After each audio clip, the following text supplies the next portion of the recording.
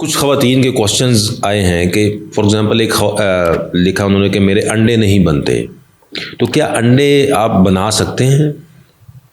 अच्छा, ऐसा है कि नंबर ऑफ़ फॉलिकल्स जो एक ख़ातून में बर्थ के टाइम यानी कि जब उसकी पैदाइश होती है वो एक लिमिटेड अमाउंट है हर औरत के पास, और उसका नंबर है कोई 350 से 450 के दरमियान। एग्जैक्ट अमाउंट हम मेजर नहीं कर सकते लेकिन इसके लगभग होते हैं।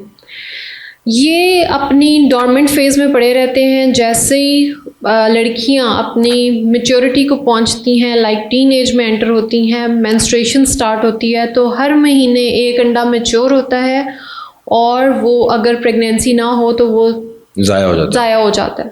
ठीक हो गया। अब अगर 22-23 साल की उम्र में शादी हुई है तो कुछ अंडे इस तरह से ज़ाया हो गए, और उसके बाद जब फर्टिलिटी की बारी आई, नहीं हो रहे अंडे मैच्योर या अंडे ना बनना, वो एक डिफरेंट रीज़न है। फॉर एग्जांपल अंडा मैच्योर होता है, पड़ा हुआ है, लेकिन जब तक वो मैच्योर नहीं होगा प्रेगनेंसी नहीं होगी।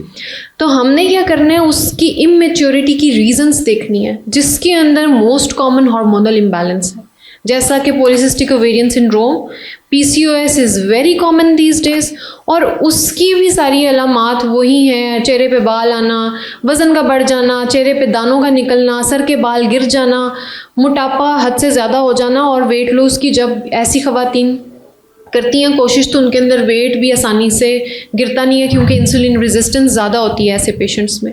तो उसके अंदर पहले तो लाइफस्टाइल मॉडिफिकेशंस और ये चीज़ें करके उसको नॉर्मलाइज किया जाता है उसकी कंडीशन को।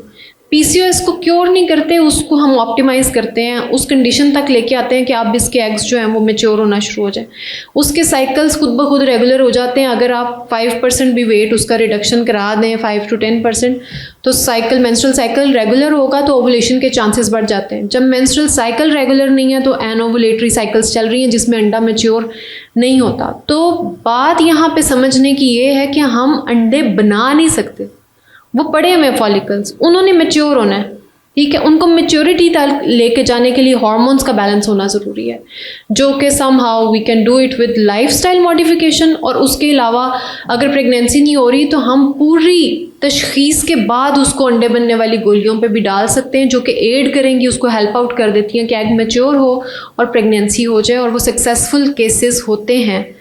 इसके अंदर ऐसी ख़वातीन जो इस मसले का शिकार हैं कि अंडे मैच्योर नहीं हो रहे, वो प्लीज़ अनचेक्ड दवाइयाँ ले लेके ना खाएं अंडे बनने में। जब तक वो अपने आप को कंट्रोल नहीं करेंगे उनके फैक्टर्स को, और हमारे पास जब वो पहुंचती हैं कि IVF तक या IUI तक, तो स्टिमुलेशन देने के काबिल नहीं रहती, क्योंकि अंडे मैच्योर कर करके हमने पागल किया होता है, उनके AMH लेवल्स ही हम रिजर्व्स ख़त्म कर देते हैं उनके।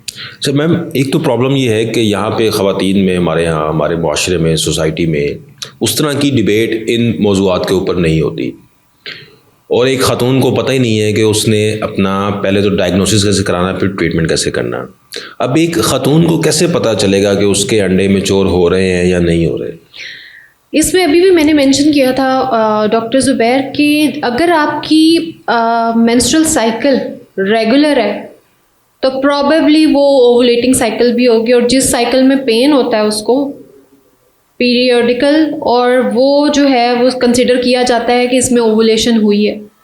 दूसरी बात ये कि अगर आपके मेंस्ट्रुअल साइकिल नॉर्मल भी है तो भी देयर आर चांसेस कि एनओवुलेटरी साइकिल्स हो सकती हैं, और हो सकता है आपका एग मैच्योर नहीं हो पा रहा। उसका सिंपल हल ये है कि अपने गायनेकोलॉजिस्ट से मशवरा करें, वो आपका स्कैन करेंगी 12वें-13वें दिन, जिस दिन पे आपका अंडा मैच्योर होना चाहिए, वो देखेंगे कि उसका साइज़ क्या है। एक स्पेसिफिक साइज़ होता है जिसको हम 17 मिलीमीटर से लेकर 25 मिलीमीटर तक का दरमियान का साइज़ एक अच्छा हेल्दी फॉलिकल समझा जाता है, जो कि एक प्रेगनेंसी करने के काबिल होता है। तो अगर वो साइज़ से छोटे आ रहे हैं फॉलिकल्स उसके, then we have to explore the reasons, और उसके बाद उसको कुछ मेडिकेशंस भी दे सकते हैं, लाइफस्टाइल मॉडिफिकेशंस बता सकते हैं और उसकी हेल्प कर सकते हैं। ठीक है। तो मैम, ख़वातीन कुछ अपने आप के तौर पे टेस्ट करवा सकती हैं किसी भी लाइफ की स्टेज पे? हर स्टेज पे every human being should have basic health profile every year. हर साल हमें अपने बेसिक हेल्थ प्रोफाइल कराने चाहिए, क्योंकि पाकिस्तान में कॉन्सेप्ट नहीं है। मैं पहले भी इस पे बात की थी एक दफ़ा कि हम लोग जनरल हेल्थ प्रोफाइल भी नहीं कराते, दुनिया में हर जगह होती है। हर साल होती है। और क्योंकि हमारी कंट्री में आयरन डेफिशिएंसी बहुत ज़्यादा, ख़वातीन को तो कम अज़ कम अपना साल में एक दफ़ा CBC कराना चाहिए अपना HB लेवल देखने के लिए। हमारे पास विटामिन D की बहुत ज़्यादा डेफिशिएंसी है, ये भी बाद में जाके कॉज बनती है इनफर्टिलिटी की। इसके अलावा हार्मोनल टेस्ट, अगर आपकी कोई चीज़ इस तरह की डिस्टर्ब है कि मेंसेस डिस्टर्ब है, तो हार्मोनल प्रोफाइल करा लेना चाहिए, जिसके अंदर थायराइड सबसे पहले। इसके अलावा आपके वो टेस्ट जो हम नोटिस नहीं करते, हेपेटाइटिस B, C, HIV, क्योंकि हमारे कंट्री में ये मुझे तो लगता है कि पैंडेमिक की तरह फैल रहे हैं।